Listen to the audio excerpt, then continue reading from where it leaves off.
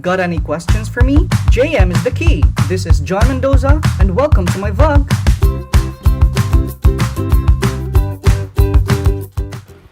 There are two indications of performing temporomandibular joint reduction. First is acute dislocation of TMJ either unilaterally or bilaterally, and chronic, recurrent, or persistent dislocations.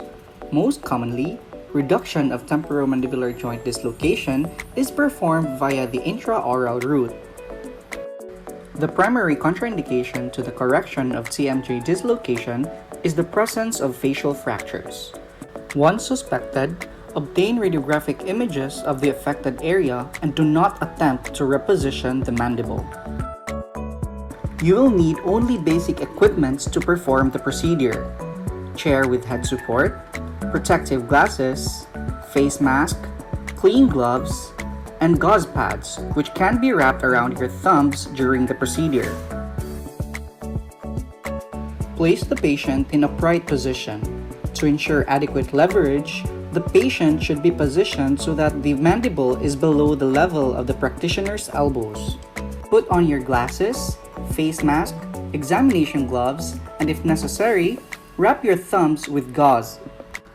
The procedure does not usually require the use of muscle relaxants, sedatives, or general anesthetic agents, but these agents should be considered when the patient is in severe pain or is unstable to follow instructions when you reposition the mandible, like patients with cognitive impairment.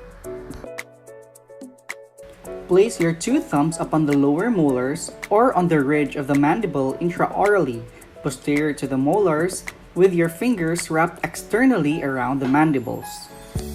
Apply a firm, slow, and steady pressure in a downward and posterior direction.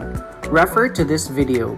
The standard reduction technique is to place your two thumbs on the patient's inferior molars and exert downward and backward pressure to replace the joint.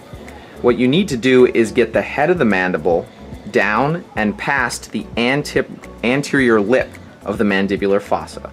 So you exert downward and backward pressure until you feel a pop. So again, take your two thumbs and place them on the patient's inferior molars. And you might have to exert significant pressure as you pull the jaw down and posterior until you feel a pop. Another technique you might want to try is allowing the patient to bite down on a syringe between their molars. Then ask the patient to rock that syringe back and forth. This will allow them to use their own musculature to do the same downward and posterior force and relocate the jaw. Flashed on the screen are the complications.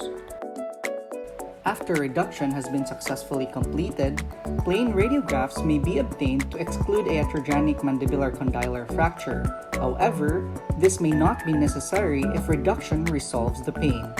For the next 2 months, we advise the patient to limit mouth opening to 1 finger breadth and support the chin with a fist when yawning.